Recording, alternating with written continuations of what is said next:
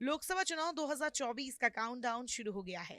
NDA हो या India गठबंधन, सभी रणनीति बनाने में जुटे हैं।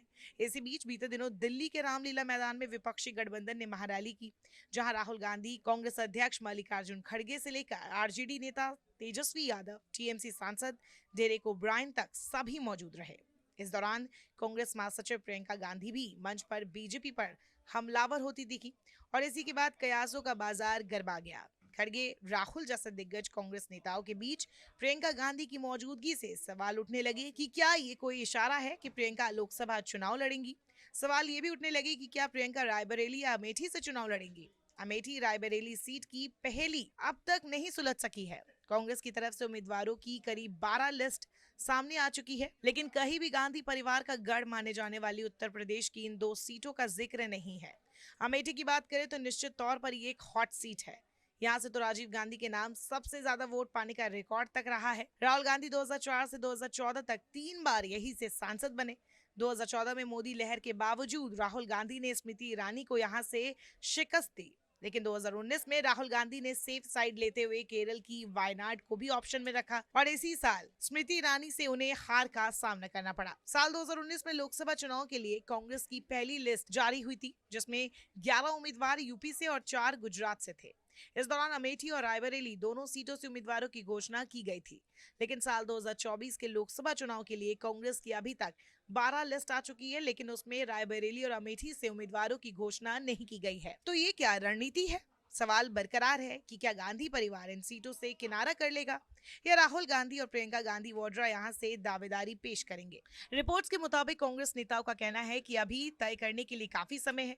अमेठी और रायबरेली में 5वें चरण में 20 मई को मतदान होगा और नामांकन की तारीख 3 मई है।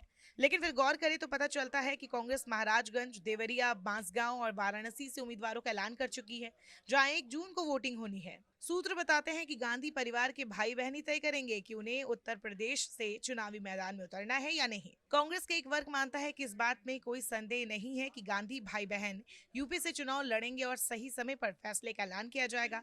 कुछ नेता तो ऐसा भी मानते हैं कि राहुल का अमेठी से चुनाव नहीं लड़ना बहुत खराब राजनीतिक संदेश भेजेगा। अमेठी और रायबरेली से गांधी परिवार का नहीं लड़ना बीजेपी को एक मुद्दा दे देगा कि यूपी में जीत का भरोसा नहीं था तो वो भाग गए। वही कुछ मानते हैं कि दोनों को प्रचार के लिए पूरे देश में घूमना है, वे अपने क्षेत्र से बंधे नहीं रहना चाहेंगे। जानकार बताते हैं कि ऐसा इसलिए भी है क्योंकि 2 सालों में अमेठी और रायबरेली में उनका आना जाना कम ही था, या कह सकते हैं ना के बराबर था।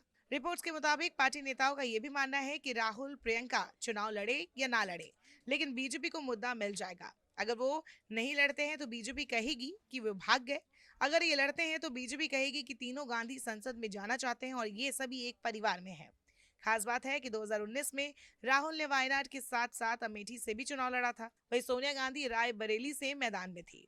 इस बार सोनिया गांधी भी राज्यसभा में चली गई हैं। ऐसे में रायबरेली के लिए भी सीट खाली है। बहरहाल, अगर गांधी परिवार यूपी से चुनाव नहीं लड़ता है तो इस धारणा को भी मजबूती मिल सकती है कि कांग्रेस दक्षिण की पार्टी बनती जा रही है। कांग्रेस की कर्नाटक और तेलंगाना में सरकार है। इसके अलावा खुद राहुल और केसी वेणुगोपाल जैसे टॉप क्लास के नेता केरल से चुनाव लड़ रहे हैं, जहां उनका मुकाबला इंडिया गठबंधन के ही साथी लेफ्ट से होगा। इसलिए अमेठी और रायबरेली जैसी सीटों पर हर किसी की नजर है।